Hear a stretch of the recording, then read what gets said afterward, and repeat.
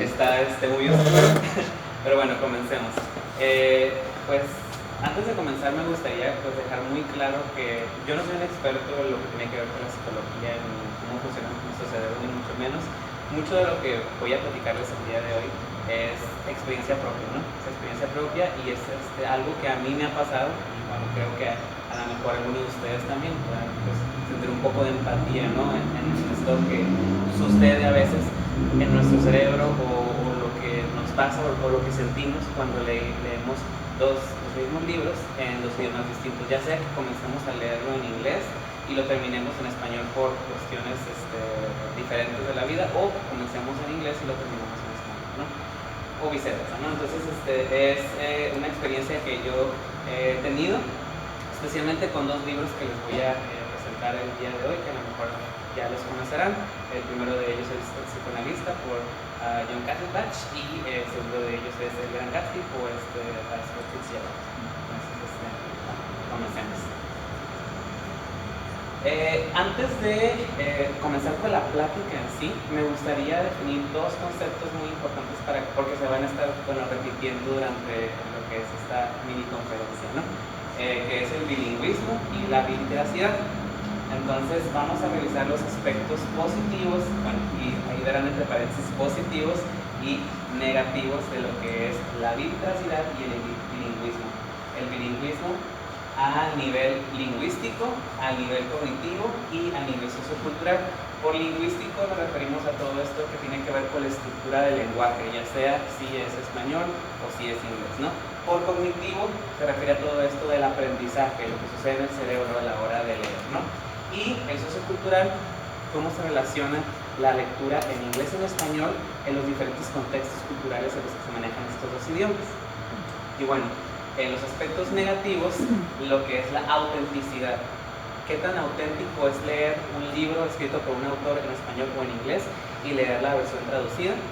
Y bueno, lo que llamamos la personalidad literaria, que es un término pues bastante complejo, pero por los propósitos o para los propósitos de esta pequeña plática lo vamos a definir como una sola cosa, ¿no? Ahorita lo vamos a platicar un poquito más. Y el desempeño. Hay que tener muy conscientes o ser muy conscientes de que no importa si somos adeptos a la lectura en ambos idiomas, siempre vamos a tener un desempeño mayor o menor en alguno de los dos lenguajes, ¿no? Entonces, bueno, vamos a platicar de eso y tenemos que saber todo esto para saber en qué nos ayuda para entender esta plática, ¿no? Entonces, así es. Bueno, primero de ellos, ¿qué es ser bilingüe? Bueno, hay muchos tipos de bilingüismo, ¿no? Para propósitos a través de esta plática lo vamos a definir nada más en tres. El primero de ellos es el que llamamos bilingüismo oral. El bilingüismo oral es aquel bilingüismo que tienen las personas que son muy fluidas en la cuestión oral del lenguaje. ¿Qué quiere decir la cuestión oral del lenguaje? Hablar y escuchar, o la comprensión auditiva y la expresión oral, como le llamamos en la docencia de idiomas, ¿no? Ese es un tipo de bilingüismo. Estas personas son más adeptas o son más fluidas en la cuestión oral, pero a la hora de leer o la comprensión lectora o de escribir, que es la expresión escrita, se les dificulta un poquito más, ¿sí? Este tipo de bilingüismo, el bilingüismo oral, se presenta mucho en personas que crecieron en familias que se hablaba pues bastante inglés, ¿no? Bastante inglés entre ellos, pero no tuvieron una educación formal del idioma tal cual, o sea, no había un enfoque en la cuestión gramatical, cosa que se da más en la escuela, ¿no? Que enseñan las cuestiones gramaticales, ortográficas, etcétera, ¿no? Pero a lo mejor en este tipo de familias no se presenta eso, ¿no? El otro tipo de bilingüismo es el que le llamamos bilingüismo literario, que es cuando, en caso contrario, nosotros somos más adeptos a lo que es la comprensión lectora y la expresión escrita que lo que es el bilingüismo oral. Se nos facilita más. ¿Quiénes de nosotros no hemos encontrado una persona que dice, yo entiendo todo lo que leo, pero a la hora de hablarlo, cero, ¿no? O yo entiendo todo, o yo soy muy bueno para redactar por la cuestión de la mejor naturaleza de la carrera, pero la cuestión de que si estoy escuchando me confundo, ¿no? Entonces es lo mismo, sí, nada más que lo opuesto, ¿no? Y el otro tipo de bilingüismo es este bilingüismo que es el total, que es cuando somos bastante fluidos en la cuestión oral y en la cuestión literaria, ¿no?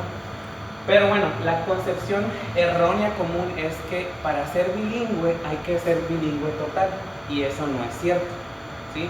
hay algunas personas que se sienten incluso mal o avergonzadas y dicen, no, pues es que sí lo leo, lo escribo, lo escucho o lo hablo, pero me falta una de las 4 habilidades del lenguaje, ¿no? Las 4 habilidades del lenguaje se refieren a la expresión escrita, la expresión oral, la comprensión auditiva y la comprensión lectora. Tenemos lo que es la comprensión auditiva y la comprensión lectora, que son habilidades receptivas, o sea, que recibimos información, y las habilidades activas o de producción, que es la expresión escrita y la expresión oral, ¿no? Entonces, esa es la realidad es que no tenemos que ser pues muy fluidos en las 4 habilidades del lenguaje para considerarnos bilingües, simplemente tenemos un tipo específico de bilingüismo, ¿no? Entonces eso quería dejarlo bastante claro para poder pasar a lo que es la biliteracidad, ¿no? Entonces es exactamente en esta parte lo que es el bilingüismo literario en el que nos vamos a enfocar el día de hoy. Sí, que nos gusta a lo mejor leer en español e inglés, no porque seamos muy buenos para platicar o para escuchar, pero porque nos gusta leer, ¿no? Pues vamos a enfocarnos en eso de la biliteracidad. Bueno, como decía, ¿cuál es la relación de este bilingüismo con la lectura de los libros en 2 idiomas o en 2 idiomas distintos? Bueno, la biliteracidad, ¿no? Entonces, ¿de qué sirve saber esto? ¿Qué es? ¿Cómo sé si tengo esta biliteracidad? ¿Y cómo se modifica o cómo modifica la biliteracidad la forma en la que leo? Bueno, vamos a ver, esta biliteracidad nos proporciona lo que llamamos habilidades o meta habilidades, y las vamos a ver. Bueno, las meta habilidades, hablando de la cuestión de la lectura, es esas habilidades que se transportan del lenguaje natal, que en este caso podría ser el español o el inglés, a el lenguaje objetivo, que es el que en este caso sería, no sé, el español y el inglés, dependiendo de cada uno de nosotros, ¿no? Le llamamos L1 y L2 en lo que es la cuestión de la enseñanza de idiomas. Pero bueno, la primera de ellas es la capacidad de deducción inmediata. ¿De qué me sirve a mí leer los mismos libros en 2 idiomas distintos? Obviamente que, bueno, ya leímos el libro en español o la mitad del libro en español y queremos continuar en inglés, o queremos comenzar desde el principio en inglés, ¿no? O recomenzar. La capacidad de deducción inmediata quiere decir que vamos a anticipar ciertas estructuras, vamos a anticipar ciertos contenidos, ¿sí? Ya no es el hecho de estar descubriendo lo que vamos leyendo. ¿Por qué? Porque ya tenemos una idea un poquito más familiar de cómo es que el autor se maneja, ¿sí? Entonces, a la hora de la deducción inmediata, bueno, se da esta deducción inmediata por lo mismo, porque ya estamos un poquito familiarizados. Eso nos lleva a lo que es una conciencia gramatical. ¿Qué es la conciencia gramatical? Es algo muy interesante, pero no sé si alguno de ustedes, ahorita que les explique o lo desarrolle un poquito más, le ha pasado, pero hay estudios que pues apoyan esta teoría, ¿no? Se dice que nosotros, o las personas que aprendemos un idioma, un segundo idioma, vamos a ser mucho más capaces, mucho más pues adeptos a prestar atención a la cuestión gramatical que lo haría una persona nativa del idioma. ¿Eso qué quiere decir? Se hizo un examen en el que se puso un grupo de personas que eran nativas del idioma inglés y un grupo de personas que eran pues hispanohablantes, ¿no? Entonces se les hizo un examen gramatical sin obviamente explicarles la cuestión de qué es lo que se quería obtener de este estudio, ¿no? Porque bueno, para que fuera totalmente que se llegara al propósito, ¿no? Entonces, lo que se hizo es que se hizo este examen gramatical y los resultados indicaron que la gran mayoría de las personas cuyo idioma natal no era el inglés, pero que habían estado estudiando durante varios años y ya eran muy fluidos, salieron mejor en la cuestión gramatical que lo que las personas que son nativas del idioma. ¿Alguien se imagina por qué es eso? Pues sí, podría ser. Dime.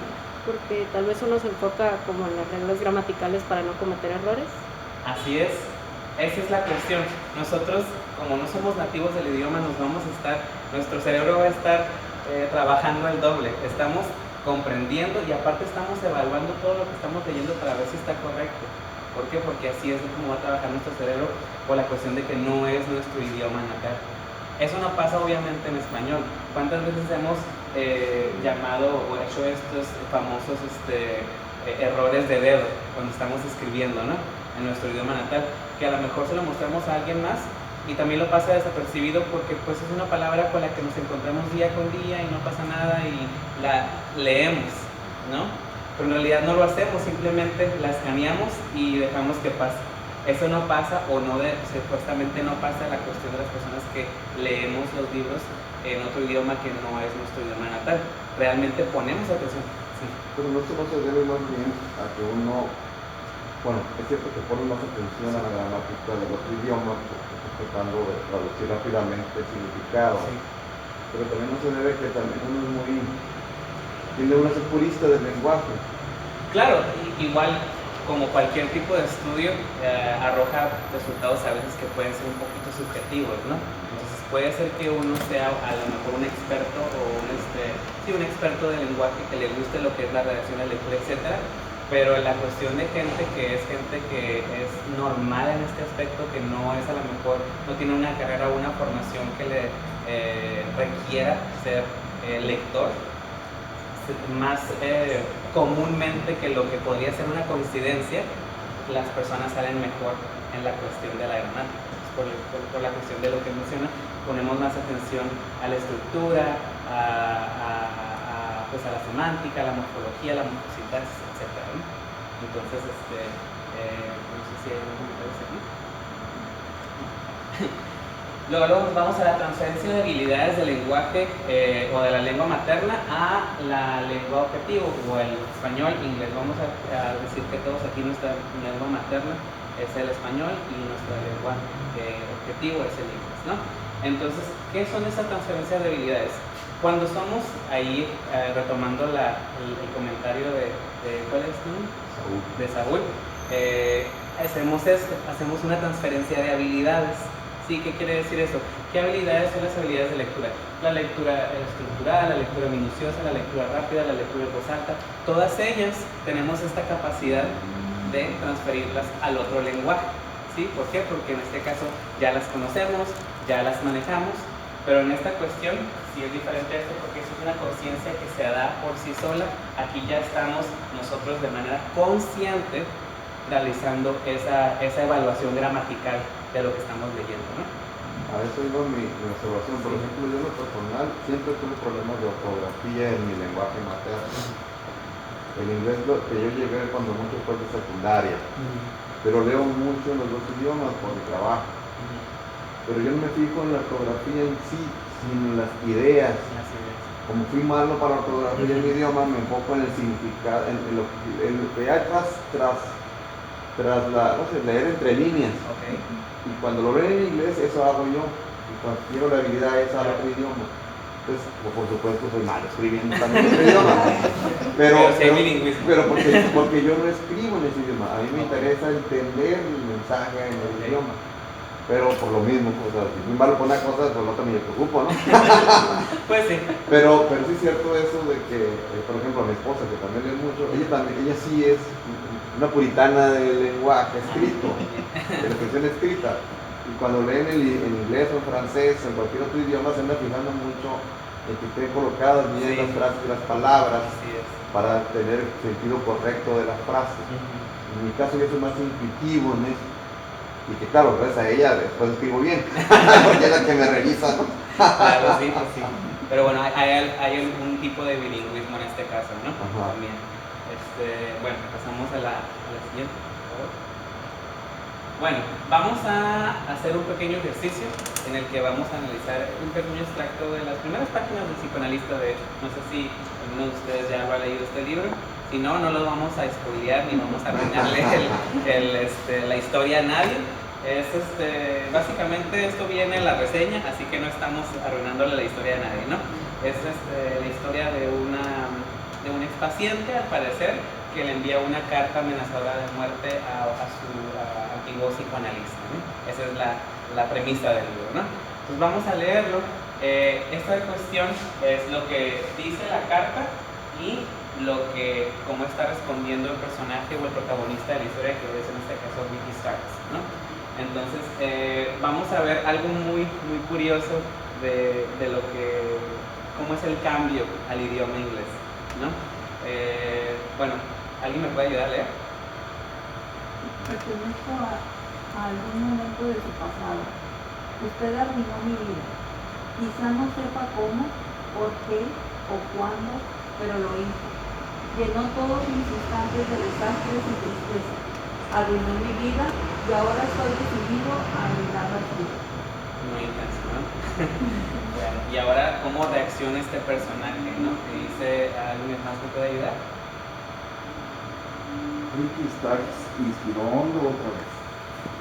Vivía en un mundo donde las amenazas y las promesas falsas eran corrientes, pero aquellas palabras sonaban muy distintas de las divagaciones atroces que estaba acostumbrado a oír a diario. Entonces, esa es la forma en la que reaccionó a esta primera parte de la carta de este personaje, ¿no? Una vez más. Y esa es la parte en inglés.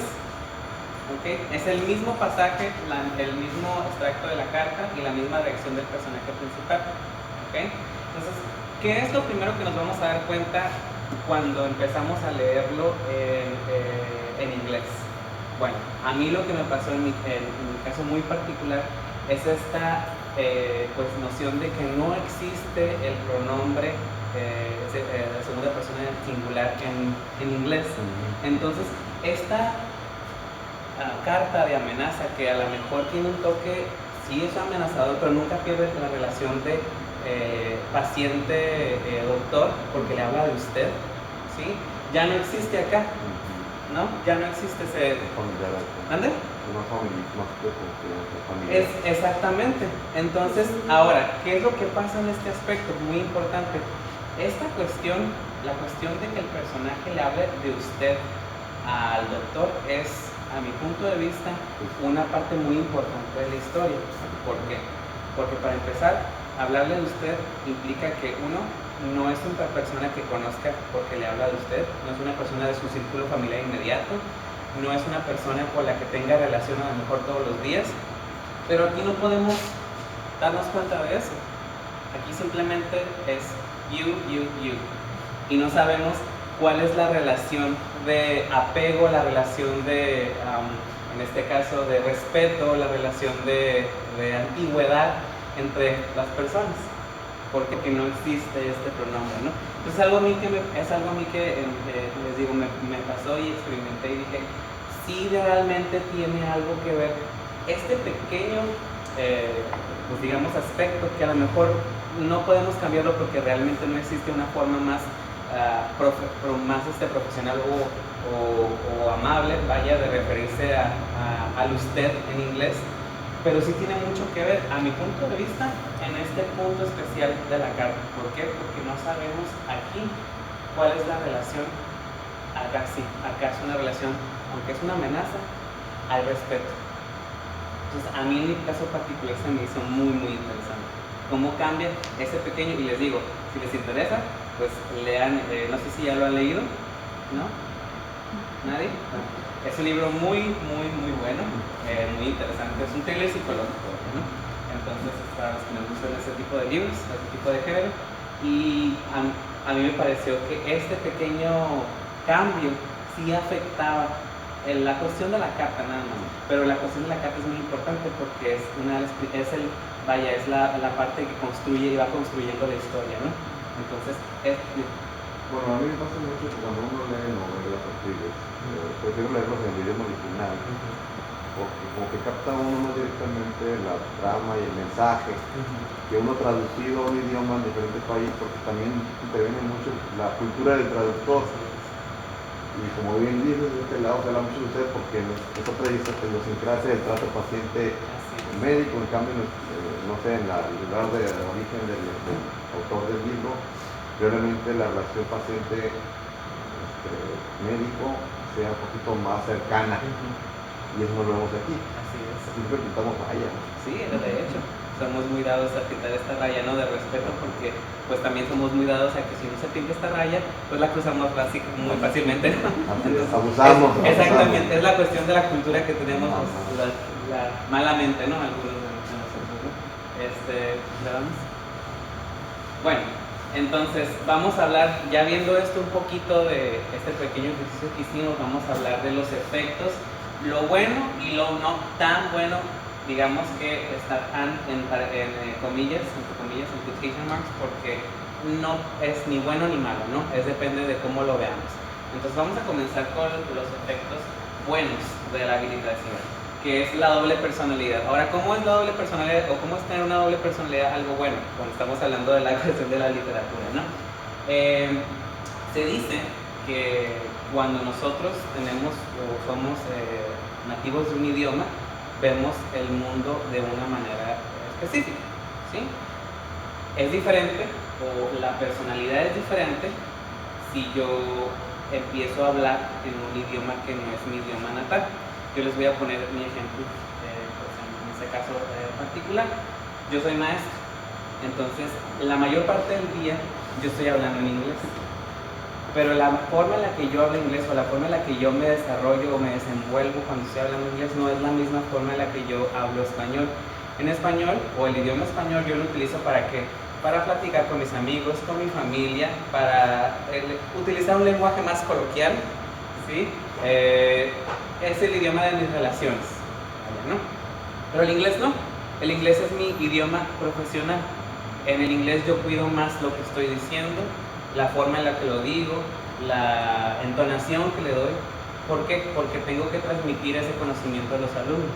Entonces no puedo darme el lujo de simplemente hablar y hablar y hablar y no pensar en lo que estoy diciendo. Entonces mi personalidad en inglés es mucho más reservada que lo que es en español. No porque yo me considero una persona reservada, sino porque esa es la personalidad que uno adquiere cuando está hablando un idioma que no es el nativo y está en un contexto en el que tiene que hablar de cierta manera, ¿no? Entonces lo mismo pasa a la hora que leemos. Si somos personas que por la cuestión de la estructura del idioma, hay unos idiomas que son extremadamente descriptivos como es el idioma español, ¿no? Que hay una palabra para todo, ¿sí? En inglés no, en inglés una palabra puede significar muchísimas cosas, ¿sí? 5 o 6 cosas distintas dependiendo de la forma en la que la estemos utilizando, ¿sí? Por ejemplo, ¿alguien ha escuchado la expresión me voy a ir yendo? Sí. Me voy a ir yendo. ¿Qué estamos utilizando ahí? ¿El verbo qué? El verbo ir, de 3 formas distintas. Voy, ir, yendo. ¿Sí? Entonces, es una de las cosas más hermosas del idioma español, porque estamos diciendo un chorro sin decir absolutamente nada, ¿no? Entonces, pues no somos políticos. exactamente. ¿Sí? En inglés no podemos decir eso. ¿Sí? El inglés, y es extremadamente interesante como muchas personas dicen que en inglés todo se escucha bonito. Pues puede ser la forma en la que están estructuradas las palabras, la semántica, la sintaxis, sí, pero el español es mucho más rico, ¿no? ¿Sí? Ahora, es muy interesante cómo nosotros, o a lo mejor personas que no somos nativos del idioma, a lo mejor cuando estamos aprendiendo nos da un poquito de vergüenza hablar el inglés, ¿no? Pero han visto cómo tratan lo mejor que pueden los americanos cuando vienen aquí a México. No les da absolutamente nada de pena, ¿verdad? Entonces, bueno, hay que ser un poquito más como ellos, ¿no? Eso nos lleva a la adquisición de frases idiomáticas. ¿Alguien sabe qué es una frase idiomática? ¿No? Bueno, una frase idiomática es básicamente una palabra coloquial de la región. ¿Sí? Como calor. Exactamente. Entonces, son frases o palabras que a lo mejor no tienen mucho sentido en otro lugar, pero en un lugar o en el lugar que vivimos sí lo tienen, ¿no? Sí significan algo, ¿no? Entonces, bueno, obviamente que dependiendo la traducción del libro que estemos leyendo en este caso, pues nos van a dar frases idiomáticas que tengan que ver con el contexto de ese lenguaje, ¿no? Porque a lo mejor si decimos ahorita vamos a verles unas pequeñas expresiones idiomáticas, pero se los voy a adelantar, ¿no? Si decimos dio justo en el clavo, ok, a lo mejor dio justo en el clavo no significa nada o no se puede traducir tal cual en inglés, ¿no? O a lo mejor sí. Entonces tenemos que ver cómo lo hacemos. Entonces, esas son las frases idiomáticas que podemos adquirir si leemos los mismos libros en los idiomas distintos, ¿no? Porque vemos cómo se quiere hacer esta pequeña pues equivalencia, ¿no? Que a lo mejor son palabritas muy sencillas, pero usa esa palabra cuando vayas a algún lugar que sea de habla inglesa o en el caso contrario de habla pues es hispanohablante, y se va a sentir un poquito más familiar, más cálido de lo que dices, ¿no? Entonces, bueno, y bueno, no está de más decir que enriquecemos nuestro lenguaje, ¿no? Leyendo. Nunca va a pasar de moda decir y decirlo varias veces que leer siempre va a enriquecer nuestro vocabulario, ¿no? Eso es algo que no tenemos que platicarlo ni tenemos que discutirlo mucho tiempo, porque es la verdad.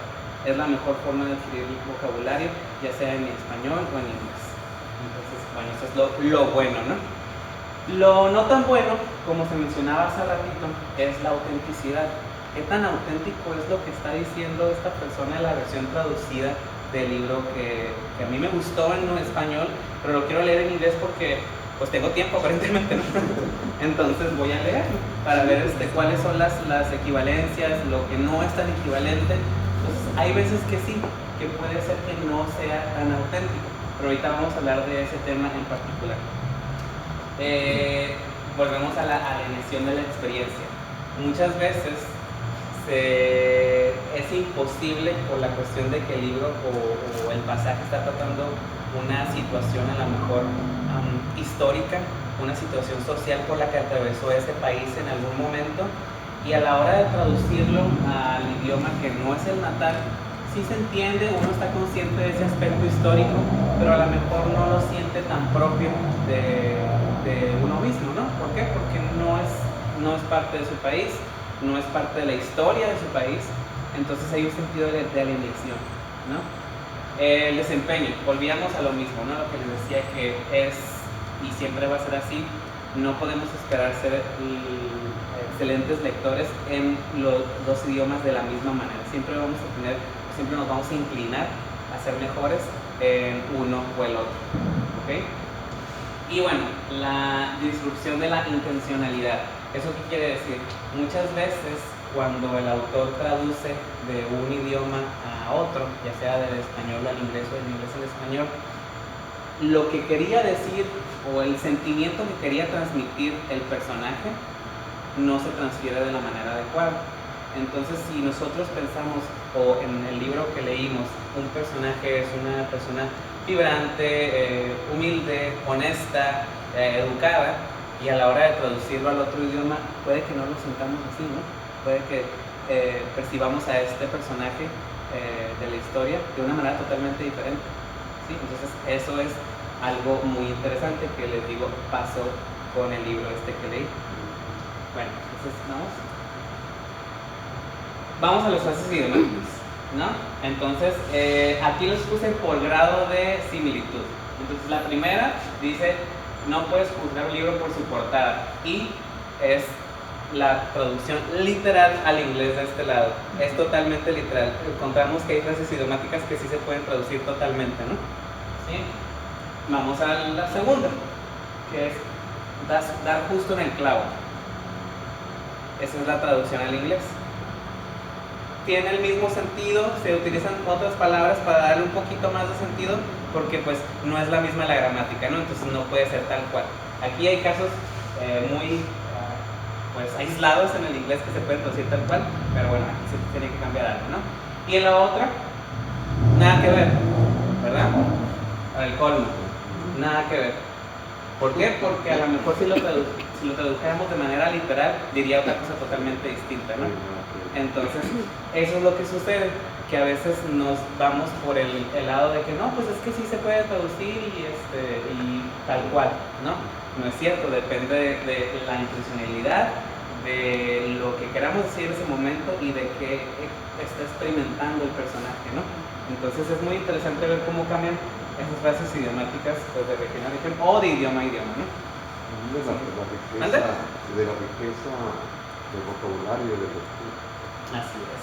Porque también si no eres una persona con mucho vocabulario, tú puedes entenderle por más sencillo y explícito que sea, te quedas en blanco. Así es.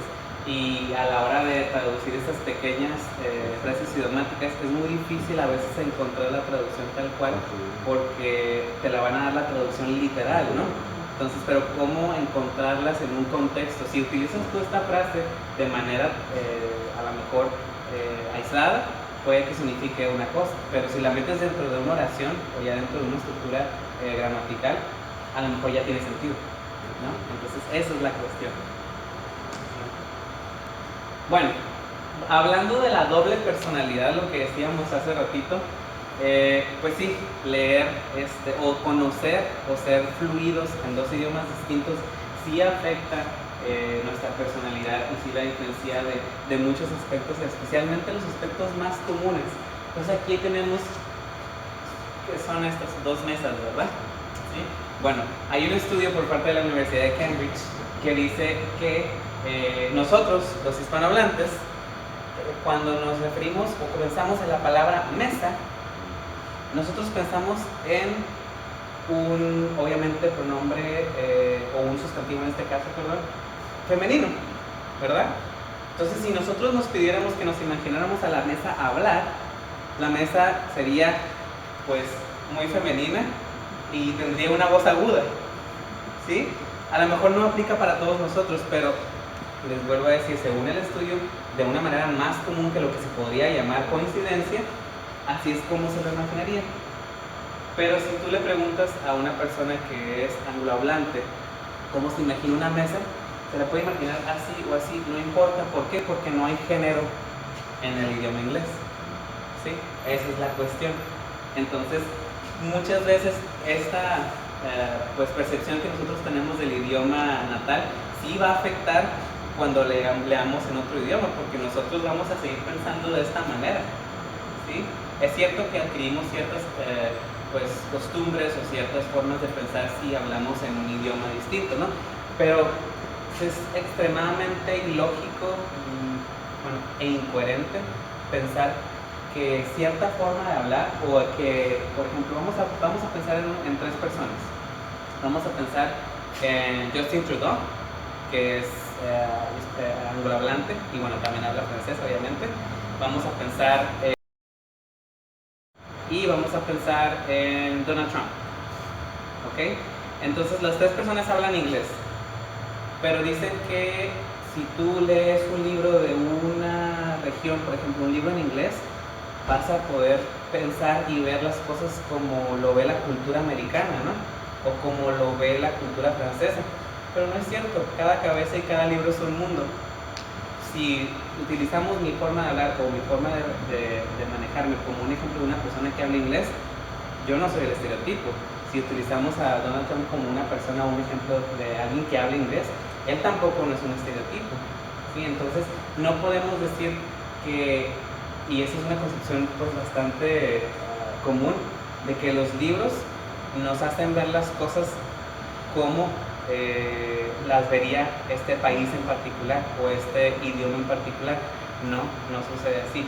Lo que sí sucede es que nos ayudan a ver ciertos momentos de la historia de una manera más auténtica, o ciertas situaciones socioculturales de una manera más auténtica, pero no de ninguna manera nos hacen decir, ya leí un libro en inglés, ya sé cómo es la escritura de los libros en inglés.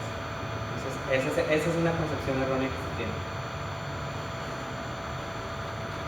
Y bueno, volviendo a lo que es la autenticidad, hay un ejemplo de una autora, no sé si alcancen a ver el nombre de la autora aquí, está como medio... Es Nikki Harman.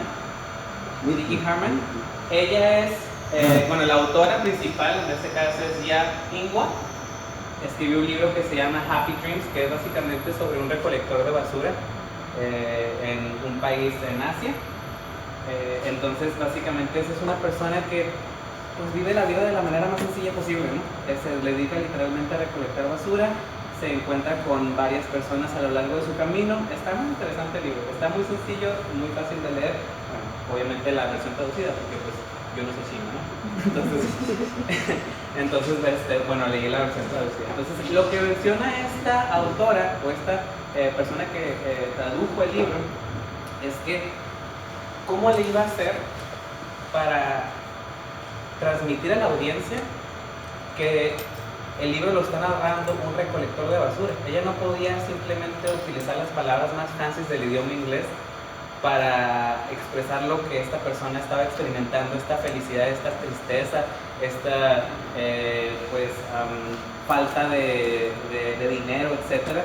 No lo podía expresar de una manera pues elocuente, ¿no? Tenía que utilizar o encontrar alguna otra manera de expresarlo, una manera un poquito más humana, más coloquial. Entonces ese fue su reto más pues grande, no por el hecho de que no pudiera, porque ella su segundo idioma es el chino, ¿vale? ¿No? Entonces simplemente el hecho de cómo hacer esto, cómo transmitir lo mismo, cómo mantenerse fieles al humor, a las motivaciones y a la personalidad del personaje principal, si no puedes darte el lujo de explayarte, ¿no? Entonces esa es una de las, yo creo, de los desafíos más grandes de un traductor, ¿no? Que cómo hacerlo, ¿no? A lo mejor, ¿vale? Exactamente, ¿no? Entonces, ¿cómo hacerle para que no dejemos de ser fieles a la personalidad de los personajes de la historia, ¿no?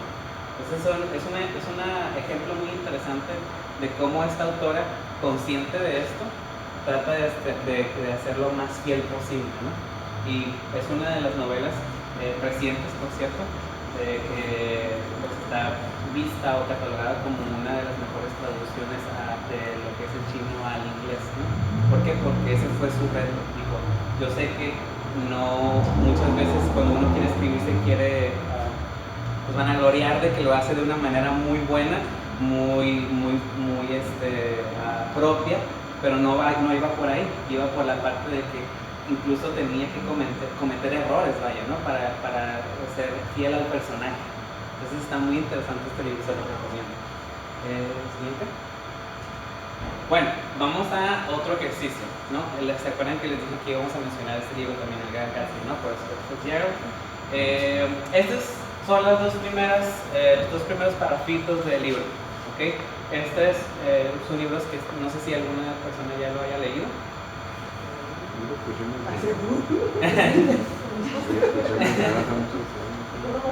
O bueno, la película, ¿no? Con Leonardo DiCaprio.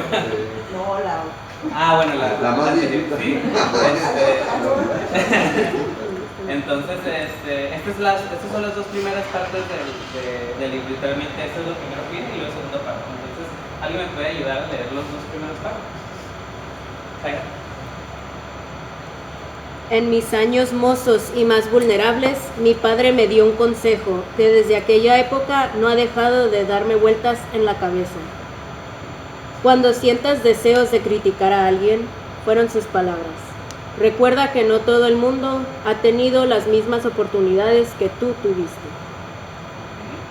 Entonces, eso es la parte, o obviamente la versión traducida, porque sabemos que este libro pues, es en inglés. ¿Por qué? Porque reflejaba este sueño americano de lo que eran los 20 en los Estados Unidos antes de la Gran Depresión, ¿no? Entonces, el personaje se llama Nick Carraway, y bueno, igual no cero spoilers para que lo vean, ¿no? Y bueno, tenemos la versión original. Entonces, ¿alguien me puede ayudar? In my younger and more vulnerable years, my father gave me some advice that I've been turning over in my mind ever since. Whenever you feel like criticizing anyone, he told me, just remember that all the people in this world haven't had the advantages that you had. Okay. Entonces, este es uno de estos libros que yo he leído y la verdad lo he encontrado bastante fiel a la versión original, ¿sí? No sé si es por las tantas traducciones a las que se ha sometido, porque es un libro pues bastante viejo. Entonces, probablemente se debe a esa cuestión, ¿no? La edición número 1, 2, 3, hasta las no sé cuántas haya sido, ¿no? Va mejorando, exactamente. Entonces, eso es algo muy interesante, ver cómo los autores o los traductores en este caso no se quedan atrás, ¿no? Tratan de tener en cuenta estos aspectos de no perder la intencionalidad de lo que es el personaje principal, que en este caso el personaje principal, Nick Carraway, es una persona humilde que, bueno, en su principio, ya después se se va degradando lo que es el sueño americano, pero bueno, ya lo manden.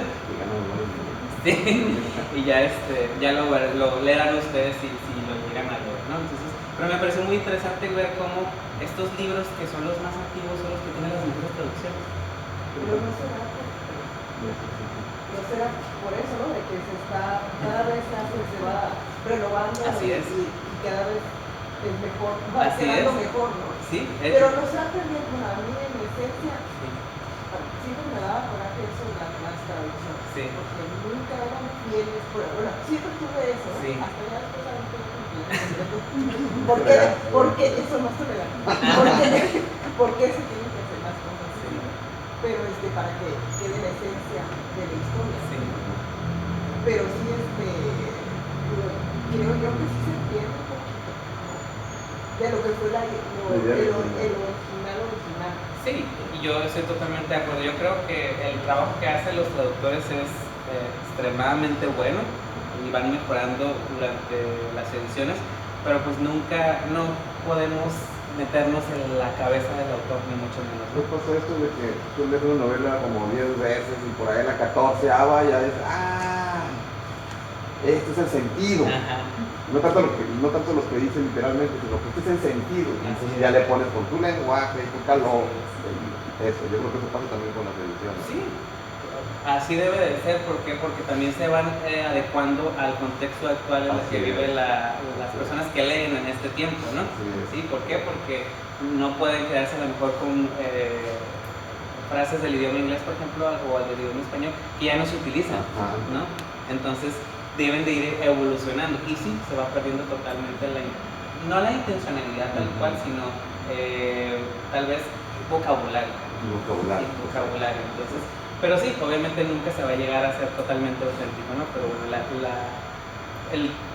la intención principal de tener edición tras edición es lo mismo, ¿no? Es irlo mejorando. Por eso tenemos libros que tienen muchísimas ediciones, no porque quieran, igual y si quieren ganar más dinero, ¿verdad? Pero es para irlo mejorando, ¿no? Hay una mensajito viral de Facebook que estoy circulando sobre este aspecto. Pasa algo similar con mis alumnos. Muchos estudiantes, yo soy maestro en matemáticas y física, que es un lenguaje difícil. Así es.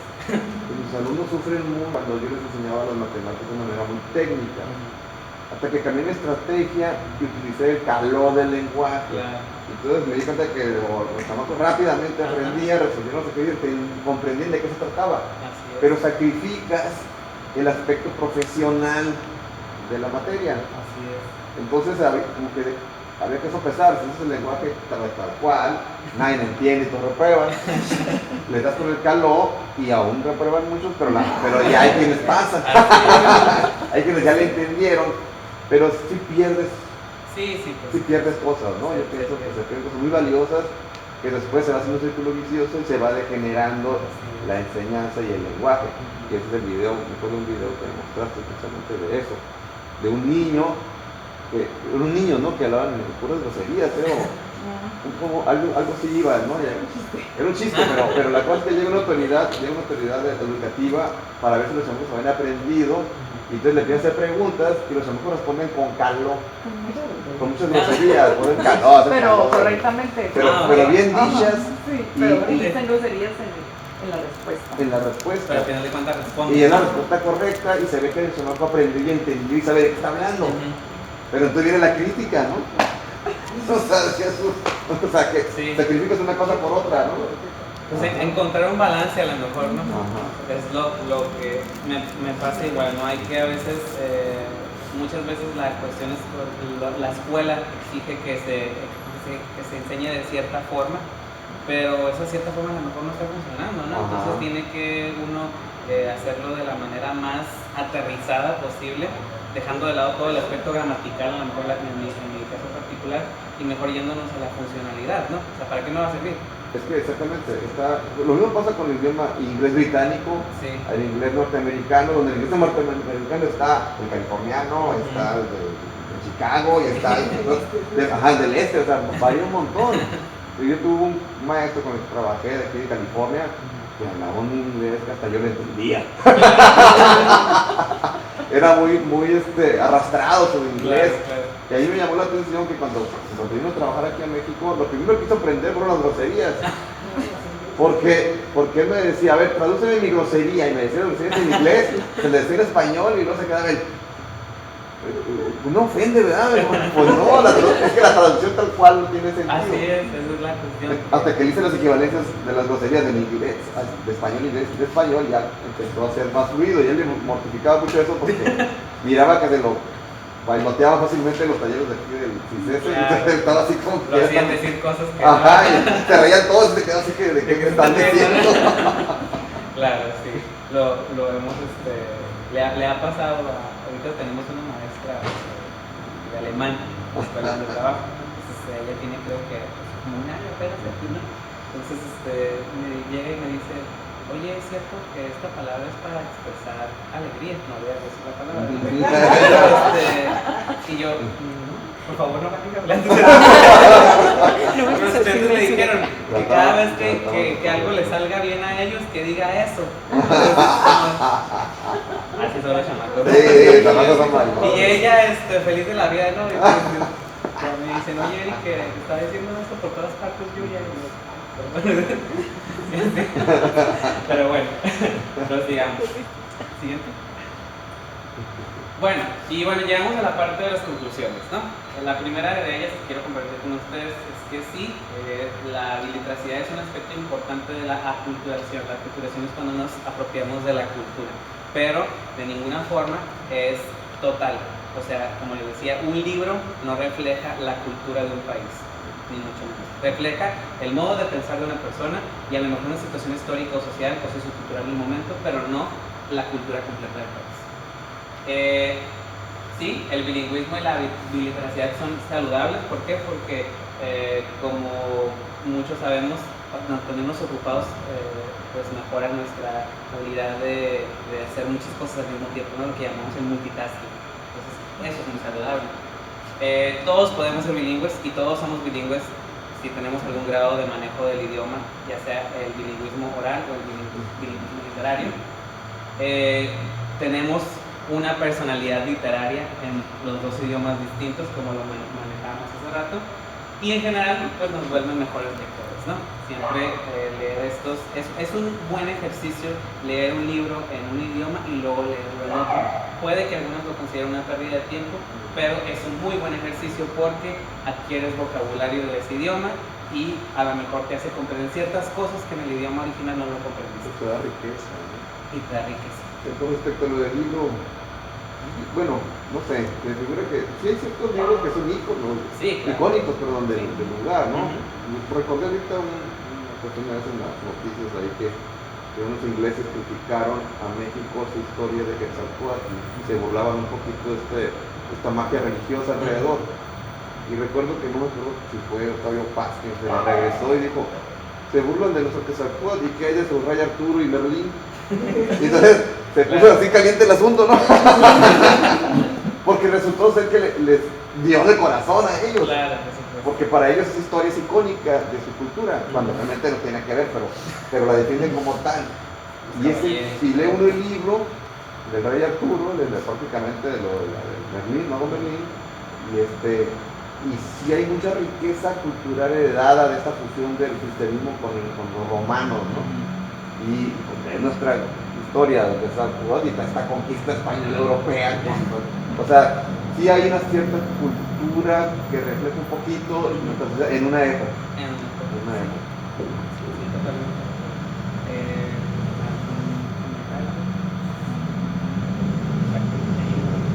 Creo que esa era la bueno, como soy maestro y me encanta hacer actividades, voy a hacer una actividad con ustedes. No sé si alguno de ustedes se dio cuenta, pero hubo 3 palabras en la exposición que estaban escritas en inglés a propósito. Entonces, la primera persona que me diga eso, la primera persona que me diga eso se va a ganar una tarjeta de regalo de 250 pesos en Libromat, que es una biblioteca. Ok, esa es una.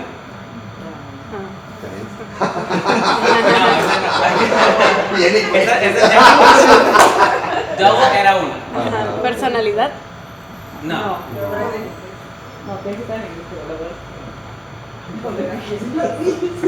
que No la revuelvas, no la revuelvas. Gramatical, porque llevaba las dos M's. Ok, Grammatical. Ok, muy bien. Es cierto, de los M. Gramatical. Les dije, se equivocó. Que le fui. Y Hey, Victoria. I'm not saying anything. I'm not saying Es que ella sabe. I'm not saying anything. tú no juegas. Tú no juegas. ¿No? ¿Nadie más? Ah, falta una. Falta una, ¿cuál es, chicos? No me acuerdo, yo sí vi que había, pero no. Están reportando por el idioma. Claro. Ese era el propósito. Ajá. No, pero ¿No? ¿Cómo? Era una palabra que se menciona mucho, ¿no? Bilingual. No.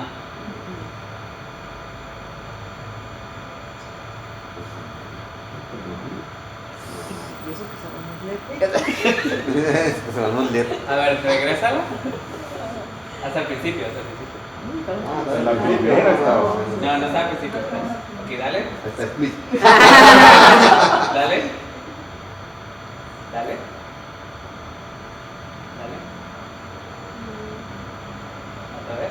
Ahí está la primera. Gramática. ¿Así dónde? Ok. Ah, la Gramática. Ok, ahí no, pues que tu profesor Claro, está en claro. inglés, obviamente. ¿Sí? Esta sí. Doble. Ok. Y ahí mismo está la otra. language. Muy bien. ¿Cuál? Uy, los tres lo dijeron. Language. ¿Qué hacemos? Si cada quien dijo una Eso palabra. demuestra que no. Bueno, te lo voy a dar aquí a ella porque ella lo dijo primero. Sí. Bravo, bravo. Muy Ya bien. tenemos que- Pues por mi parte es todo. Le quiero agradecer a Victoria por darme la oportunidad de venir a platicarles un poquito de esto que me pareció muy interesante, porque es algo que pues yo he experimentado, ¿no? Entonces me gusta hablar de cosas que yo he experimentado, no cosas que a lo mejor se investiguen, no sé, o uno lea, bueno, que así lea al respecto obviamente, pero es mejor cuando uno las experimenta, ¿no? Creo que cuando es de primera mano lo habla uno con pasión, ¿no? Entonces, pues muchas gracias y bueno, aquí está mi correo, pues si alguno de ustedes quiere platicar más.